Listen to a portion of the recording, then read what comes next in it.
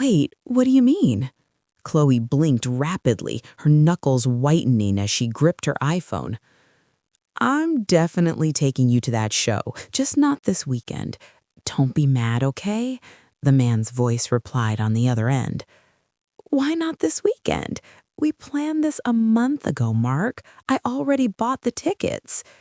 Something came up. Family stuff. Look, I'll be back in town after the New Year's break, and I promise we'll go somewhere special, Mark said, his voice trailing off as if he were making up excuses on the fly. Chloe felt the sting of disappointment. They were still in the honeymoon phase, yet it felt like they never had enough time together.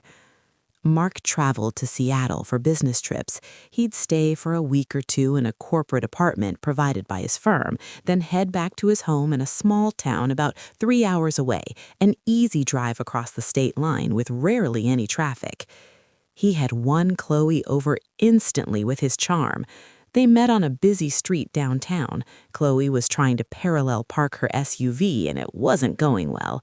She was cranking the wheel, frantically leaning out the window to check the curb, her anxiety spiking with every passing car.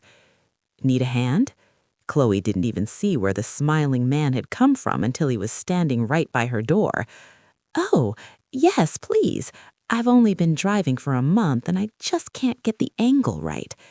Easy, I've got you. He smiled and started giving her directions. His voice was calm, steady, and incredibly persuasive. Chloe finally put the car in park and exhaled a long breath of relief. Thank you so much. I would have been stuck here for an hour if you hadn't stopped. Mark waved it off and immediately launched into a hilarious story about a buddy of his who had once gotten his car wedged between two delivery trucks. You're probably in a rush, and here I am keeping you, he said, suddenly changing the subject. Chloe shook her head, still smiling. No, not at all. I was actually heading to lunch. There's a great little bistro nearby. The one around the corner? The Valencia? That's the one, Chloe replied, pleasantly surprised. I was actually heading there myself. Well, why don't we go together? She suggested, and he agreed without a second thought. Chloe was beautiful and clearly younger than Mark. Not by much, maybe 5 to 7 years. But Mark looked more mature, more settled. His age only seemed to add to his rugged leading man charisma. They had a great time over lunch. He was gallant, a perfect gentleman. It was the first time Chloe had ever met a man like him. The guys her own age didn't exactly pride themselves on their manners. They never thought to hold a door open or pull out a chair for a woman. All these little details pinned labels on Mark. Wonderful, well-bred, attentive. By the time the check came, Chloe was completely charmed and happily handed over her number. After 2 weeks of seeing each other almost every day, Mark went back home. When he returned for his next stint in the city, he stayed at Chloe's place. He moved out of the corporate apartment and into her flat with such ease, you'd think he'd lived there for years. He didn't seem the least bit uncomfortable. I missed you, she whispered in his ear. He just nodded, flashing that trademark smile in return. The holidays were approaching at breakneck speed, and Mark's business trip was winding down just as fast. They hadn't explicitly talked about it, but Chloe was certain they'd spend the Christmas break together. 2 whole weeks. She was already making plans, wondering where they might go for a getaway. But as soon as his project wrapped up, Mark packed his bag and left. Chloe called him the second she got home and realized he was gone. Wait, did you leave? Yeah, the project's over, Chloe. I've got to get back to the main office and file all my reports. When are you coming back? She asked softly, figuring a couple of days apart wouldn't be so bad. Around the 15th of January. The 15th? What about the theater tickets? I've got stuff to take care of back home. We'll go later. Look, babe, go with a friend. Things just came up. Chloe was crushed. Mark could have called to tell her instead of just vanishing. And what about New Year's Eve? You're not coming back for that? She asked, the realization finally hitting her. No, like I said, I can't make it work. Right. Okay, I get it, she said, trying to soothe herself. So much for her plans. It was all down the drain. She was genuinely hurt. She tossed her phone onto the coffee table. What stuff could he possibly have that's more important than me? Please. She didn't call him back. Her friends had been bugging her to spend New Year's at a cabin in the mountains, and she decided now was the perfect time to say yes.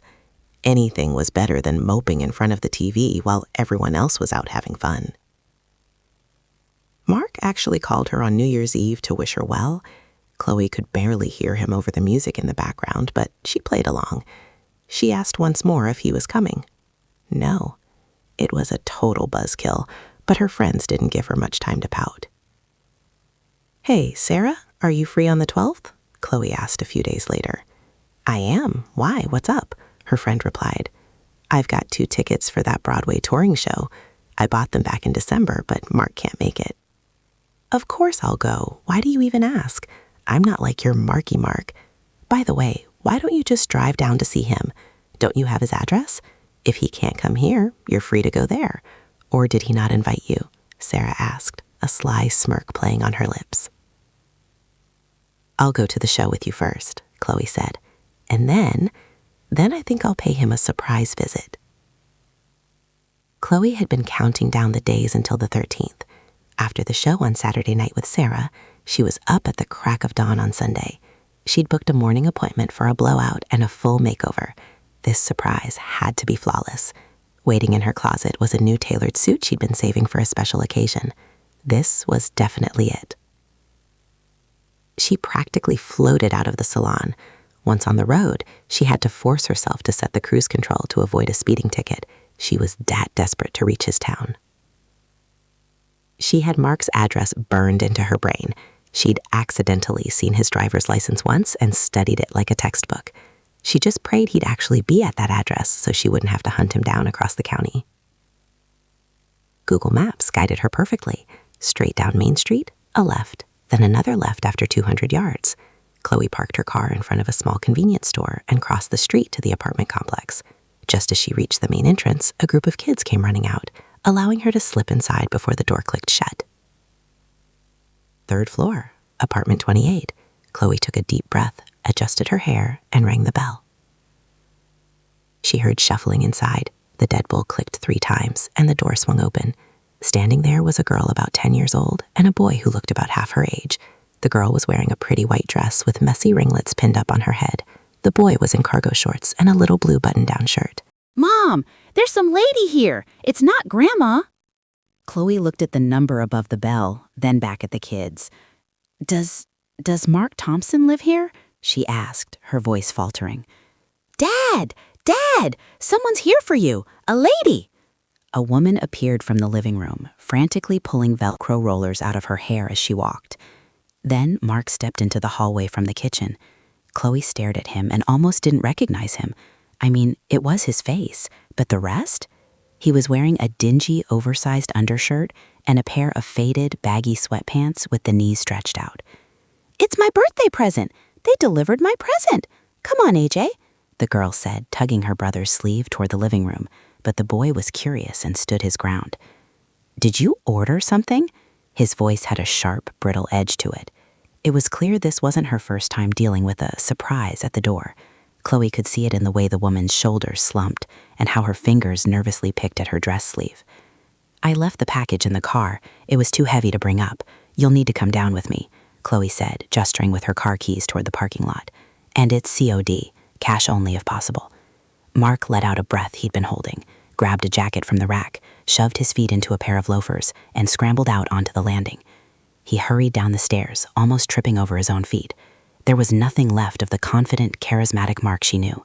In Seattle, he'd been playing a part, and he'd played it damn well. He didn't stop until they reached her car. Chloe didn't even think. She just wound up and slapped him across the face. Mark gasped, clutching his reddening cheek. "So, you're married?" He looked away, shifting uncomfortably. "I mean, yeah, kind of. Just slightly married." "What?" Chloe was floored by his audacity. "You have kids, 2 of them, and you think you're slightly married? Look, technically we're not legally wed. We never did the paperwork, so what?" Chloe marched to the back of her car and popped the trunk. Your wife, and she is your wife, the mother of your children, she clearly knows exactly what you're up to. She probably puts up with you because she doesn't want her kids growing up without a father. Official or not, you're the only one they've got. And at least they have a roof over their heads. Here, take this. Your daughter is waiting for a present. Chloe handed Mark a gift bag. Her friends had given her one of those plush 2-in-1 pillows, a pink bunny that unzipped into a blanket. She'd never found a use for it and had been meaning to re-gift it. This was the moment. Mark turned around without a word, clutching the bag, and trudged back toward the building. Chloe wanted to spit in his direction, but she caught herself. Shivering from the bite of the winter air, she turned away. A neon sign over the convenience store flickered in a rainbow of colors. A small sign that read "Fresh Coffee" caught her eye. Without thinking twice, she ducked inside. She was in the store for maybe 5 or 7 minutes. When she stepped back out, she took a sip of the steaming drink and nearly choked. A man was circling her car, occasionally squatting down to peer underneath the chassis. "Did you lose something?" she asked, trying to remain civil despite her frayed nerves. "Is this your car?" "Sorry," he said, standing up. "You parked here a few minutes ago. I dropped my phone somewhere around here." "I didn't see a phone." "Oh, I'm not blaming you. I just came to visit a friend, walked out of the store toward that house over there, and realized my pocket was empty." Chloe shrugged, then pulled out her own iPhone. "Give me your number." "What?" the young man asked, still kicking at the slush with his boot. "Your number. I'll call it. It's not on silent, is it?" "Oh, no," he replied and rattled off the digits. Chloe dialed, and they both stood in silence. Almost immediately, a muffled ringtone drifted up from a snowbank near the front tire. The stranger fished out the phone and beamed at her. "That was quick thinking. Thank you so much." As he started wiping the moisture off his screen, Chloe got into her car. Now that she was looking, she actually took him in. He was a shorter guy with dark hair, dressed in a sharp overcoat. Should have known he wasn't a car thief, she thought to herself. She took another sip of the coffee. It was terrible, burnt and bitter. She grimaced. This town had nothing left for her. All she wanted was to go home. Then she remembered Mark's toothbrush sitting in her bathroom, and a wave of revulsion made her shoulders shudder. On the drive home, Chloe's mind was racing. She kept replaying the last few months, wondering how she could have been so blind. How did she miss the red flags? How did she let herself trust Mark so completely? She was exactly halfway between towns when the unthinkable happened. Her engine sputtered, coughed, and died. She managed to coast onto the shoulder just as the car came to a dead stop. She slammed her palm against the steering wheel. "Now what?" she shouted at the empty cabin. Then she saw it. The fuel gauge was buried deep past the red line. Gas, of course. She gritted her teeth, tears of frustration welling up. "Oh, Chloe, what were you thinking, driving all this way without checking? Too worried about your hair and your makeover. You should have filled the tank." She pulled out her phone to check Google Maps for the nearest gas station. She had passed the last one miles ago. This was a first for her, stuck on a lonely stretch of highway as the sun began to set. Her first instinct, out of habit, was to call Mark. She dialed. He declined the call. She tried again immediately, declined again. On the third try, it didn't even ring. It went straight to voicemail. He blocked me, she realized, a fresh wave of bitterness hitting her. Refusing to give up, she went into her call logs and tapped the very last outgoing number at the top of the list without looking closely. She waited. "Hello?" A man's voice answered. "Can I speak to Mark, please?" "I think you have the wrong number." "I don't have the wrong number. Just put Mark on the phone." The man on the other end didn't hang up. "Look, this is Alex. Remember? You helped me find my phone in the snow earlier. You must have hit the last number you dialed, which was me." Chloe froze, looking at the screen. "Oh, I'm so sorry. Yes, you're right." She paused, her voice trembling. Do you happen to know what someone is supposed to do when they run out of gas in the middle of nowhere?" There was silence on the line for a few seconds. "Hello?" Chloe whispered. "What mile marker are you at? Are you in the lane or off the road?" "I'm on the shoulder." "Okay, that's good. You have 2 options. You can stand out by the guardrail and try to flag someone down. Eventually, a state trooper or a good Samaritan will stop. Or you can wait for me. I can drive out there." You would really come all the way out here?" "Yeah, I can do that." Then I'll wait for you. I'm too scared to hitchhike. All right, keep your phone on, turn on your hazard lights. 90 minutes later, a pair of headlights pulled up behind her SUV. Chloe sat perfectly still, peering through the rearview mirror until she saw him step out. She let out a massive sigh of relief. It was Alex, and he had a friend with him who was driving a pickup truck. Chloe stepped out of her car. The older driver couldn't help but smirk as he tipped a red plastic gas can into her tank. Chloe saw the mocking glint in his eyes and looked away, her face flushing. Fine, laugh all you want, she thought. I messed up. Message received. I'll remember this lesson for the rest of my life. How much do I owe you? Chloe asked once the older man had finished. Not a dime, Alex replied, waving her off before saying goodbye to the driver. You helped me out earlier, and now I'm returning the favor. Although, if you wouldn't mind giving me a lift back to the city, I'd appreciate it. Of course, she smiled, genuinely relieved. They talked the entire way back. They chatted about everything and nothing at all. Chloe felt surprisingly comfortable with him in the passenger seat. She found herself wanting to know more about him. She asked questions, he answered, and he asked her things in return. Naturally, she started comparing Mark to Alex. Now, the differences were glaring.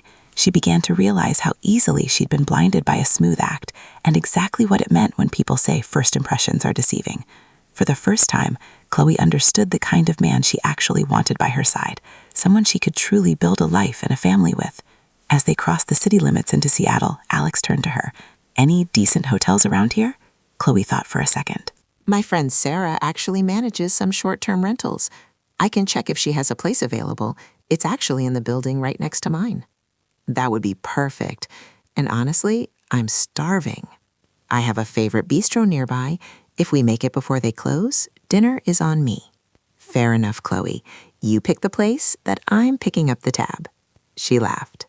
Sarah's apartment happened to be vacant, and she met them there with the keys. Where on earth did you find this gorgeous guy? Sarah called Chloe the second she'd finished checking him in. Oh, Sarah, you won't believe it. In the exact same spot where I slapped Mark across the face. Literally the same spot.